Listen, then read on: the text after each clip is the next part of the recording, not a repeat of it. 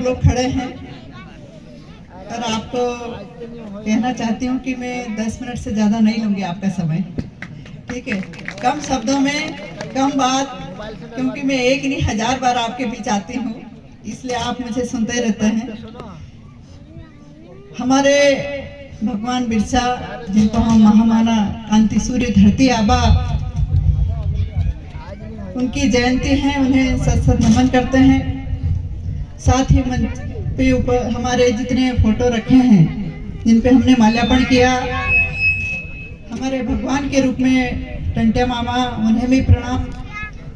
और संविधान के रचयिता बाबा साहेब अम्बेडकर, उन्हें भी नमन करते हैं। साथ में काजल माता, जिनकी भी फोटो लगी, जिन पे माल्यार्पण हमने किया, उनको भी मैं नमन करती हूँ। ख्वाजा नायक, हमारे क्रांतिवीर, उन्हें भी मैं नमन करती हूँ। और इस कार्यक्रम के पूरे सूत्रधार, पूरे आदिवासी एकता परिषद की पूरी टीम, जैज की पूरी टीम, और साथ में हमारे आदिवासी भाई कर्मचारी अधिकारी गण और समस्त जनपद के सदस्य सरपंच गण और जितने भी जनप्रतिनिधि, उन सबको मैं प्रणाम करती हूँ। और यहाँ पे आज के जो अतिथि के रूप में मेरी बहन नंदा ब्राह्मण जी यहाँ उपस्थित हैं, और साथ ही जो आज के कार्यक्रम में देखा जाए तो जो शानदार हर कार्यक्रम का निचोड़ होता है, भगवानपुरा से जितने वक्ता आए हैं उन सबको मेरी ओर से प्रणाम भी करती हूँ, जो शानदार तरीके से बात रखी। अभी तक जितने कार्यक्रम होते आए हैं या जितने सालों में जो तैयारी होते रही है, उसका जो एक बड़ा परिणाम है कि हमारे आदिवासी समाज में शानदार, जानदार और जानकारी लेके अपनी बात बड़े ताकत से और बहुत अच्छे तरीके से पेश करने वाले वक्ता हमें समाज को मिले, हमको मिले हैं। इस बात के लिए मुझे बेहद खुशी है। और इस कार्यक्रम में उपस्थित हमारे ब्लॉक के अध्यक्ष एकता परिषद के मंडलोई जी, और जैज के हमारे अध्यक्ष क्या बोले इनको, बाला भाई निगोले जी, और हमारे जितने सरपंचगण उपस्थित हैं यहाँ पर, हरदास भाई है, इधर सीताराम भाई पूर्व सरपंच है, हरदला से कपर सिंह भाई है, सुखलाल भाई है, रमेश भाई है, और काफ़ी लंबी संख्या में हमारे कार्यकर्ता यहाँ उपस्थित है। सभी को प्रणाम करती हूँ। और साथ में हमारे प्यारे बच्चों, माताएं, बहनें, आदिवासी भाइयों, सभी को जय जोहार। भाइयों, बहुत देर से मैं सुन रही थी, वो मुझे बड़ा अच्छा लग रहा था कि कितना इस छोटी सी जगह पे कार्यक्रम करना और उम्दा कार्यक्रम व्यवस्थित करना, इतना शानदार तरीके से संचालन करना। क्योंकि मैं विधायक के नाते कई कार्यक्रमों में जाती हूँ और देखती हूँ, उन कार्यक्रमों में हमारा कार्यक्रम कभी 19 सा नहीं रहा, 21 सा कर रहे हैं। इस बात के लिए पूरी समिति को मेरी ओर से बधाई, शुभकामनाएं। जहाँ तक आज का जो कार्यक्रम जिनके जयंती पे हम लोग कर रहे हैं, क्रांतिवीर बिरसा मुंडा, जो आज हमारी पीली क्रांति इस पंडाल में दिख रही है, कहें उन्हीं की अनुयायी है, तो वो उनकी उम्र भी 25 साल, 1875 में उनका जन्म एक छोटे से गांव में, रांची के पास एक छोटे से गांव में हुआ है। पर एक जन्म के साथ कोई गांव में या शहर में या आसपास कोई ऐसा उनके कोई प्रेरणा नहीं ले रहे थे। उन्होंने देखा कि हमारा आदिवासी समाज स्वास्थ्य के रूप में पूरी तरह से, उस समय एक बहुत बड़ी महामारी आई थी, जब वो युवा थे, उनके सामने जो बात आई, सबसे पहले उन्होंने स्वास्थ्य को लेकर देखा कि महामारी का मुकाबला करने के लिए हमारे लोगों के पास कुछ नहीं है, न अस्पताल है, न दवाइयां हैं, और बेहिसाब अनगिनत हमारे आदिवासी भाइयों की मौतें हुई। तो सब दूर उन्होंने एक ही आकलन किया, इससे बचने के लिए हमको स्वच्छ रहना पड़ेगा। तो पहला नारा उन्होंने स्वच्छता का दिया कि हमारे भाई लोग अंधविश्वास में न जाएं, इलाज कराएं और वो स्वस्थ रहें। पर ज्ञान के अभाव में हम आगे नहीं बढ़ पाएंगे।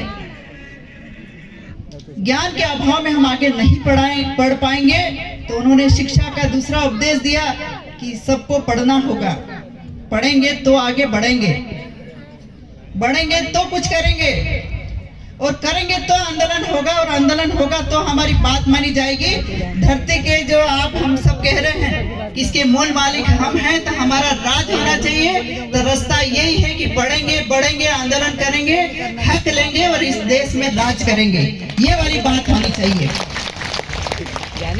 और ये बात वो आज के जो बहुत सारे वक्ता ने कहा कि बहुत सारे संचार के साधन हमारे बीच हैं।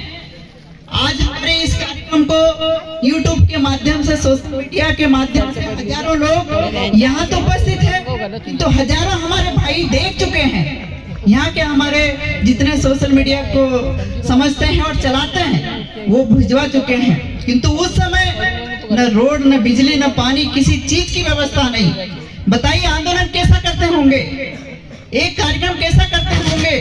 तो मैंने इतिहास में पढ़ा उनके लिए कि उनकी 3 पगड़ी बांधते थे वो, उस समय जैसे टंटिया मामा करते थे उसी तरह से उनका भी था कि यदि सफेद बांधे तो समझ जाइए शांति का प्रतीक है, आपकी ऑरेंज कलर की, नारंगी कलर की पगड़ी बांधे समझ जाइए उग्रता को दिखाना ही है हमको, और हमको आंदोलन करना है, एकजुट होना है। इस तरह से हमको वो प्रेरणा देते थे। और युवाओं के नाते युवाओं को एक किया, और एक करने के बाद जब अंग्रेजों के साथ पूरा देश लड़ रहा था कि हमको आजादी चाहिए, तो झारखंड और बिहार से जब एक आवाज बुलंद थी वो बिरसा मुंडा की थी। एक युवा एक आंदोलन कर रहा था, और गांधी जी पूरे देश का भ्रमण करके आंदोलन की शंखनाद कर रहे थे कि देश को अंग्रेजों को यहाँ से रवाना करना, देश में से भगाना है, तो हम सबको एकजुट होना है। तब उन्होंने देखा कि एक छोटी धोती और एक सिर पे पगड़ी और तीर कमान ली हुए एक युवा इतनी संघनाद पूरी ताकत के साथ कर रहा है कि देश से तो अंग्रेजों को भगाना है, किंतु मेरे समाज को भी अधिकार देना होगा, उनकी बुराइयां खत्म करनी होगी। तो वो 2 लड़ाई लड़ रहे थे, एक अंग्रेजों के खिलाफ और एक हमारे ऊपर अत्याचार करने वालों के खिलाफ। तो गांधी जी ने देखा कि एक युवा के साथ इतने सारे अनुयायी, इतने सारे समर्थक, तो सूट बूट के गांधी जी जो धोती पहनते हैं उनकी प्रेरणा उन्होंने भी उनसे ली।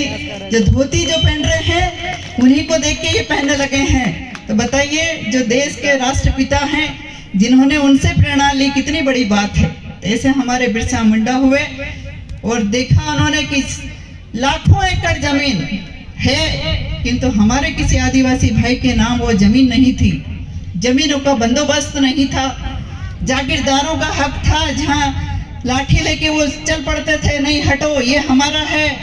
तो ये अत्याचार उनसे बर्दाश्त नहीं हुआ, और उस समय के जो शासक थे, अंग्रेज थे, उनके जमींदारों के खिलाफ लड़े और हमारे आदिवासी भाइयों को हम जमीनें दिलवाई, उनके हक को उनको दिलाने में पूरी मदद करी। और अंग्रेजों ने देखा ये तो जनसैलाब बढ़ता ही जा रहा है, जिस तरह से टंटिया मामा को उन्होंने गिरफ्तार किया, उसी तरह से बिरसा मुंडा को भी गिरफ्तार किया और उनको फांसी दे दें, ऐसा करके सलाखों के बीच भेजे।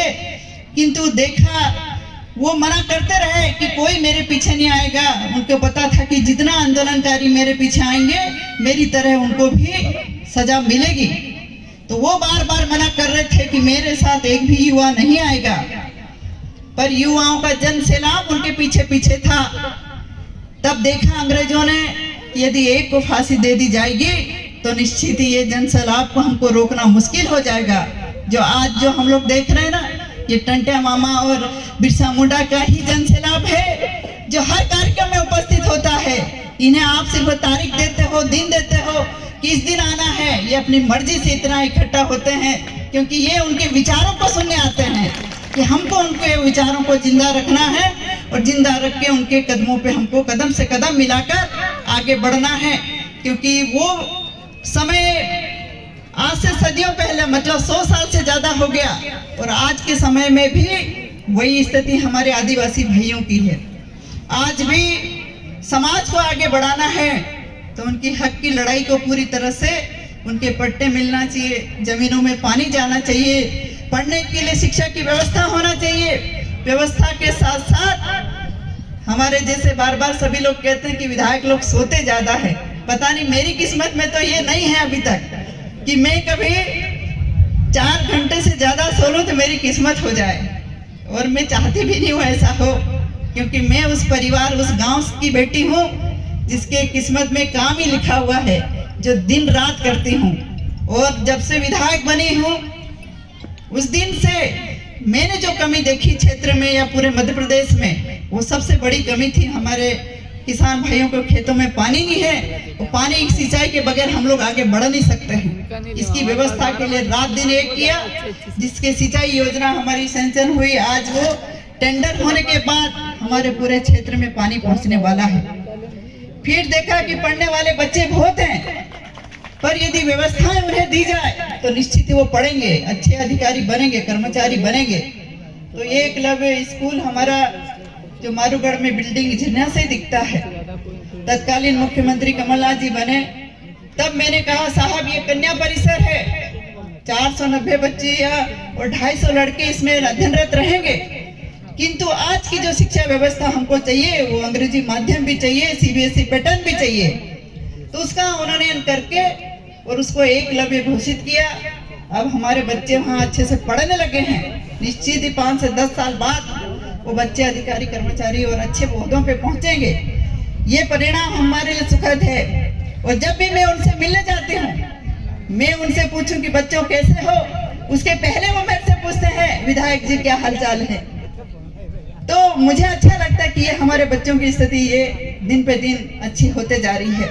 उसी तरह से अस्पताल की व्यवस्था और इस क्षेत्र के हर गांव को सड़कों से जोड़ें, ये सारे काम मैंने विधायक के रूप में किए हैं और आगे भी करते रहूंगी। एक हमारी आदिवासी मंत्रणा परिषद, जिसमें पूरी तरह से आदिवासी विधायकों को बोलने का हक है, प्रस्ताव देने का हक है और उन प्रस्ताव को मनवाने का भी हक है। एक परिषद का जब गठन हुआ, मुझे भी सदस्य बनने का मौका मिला। 25 विधायक उसमें जब वो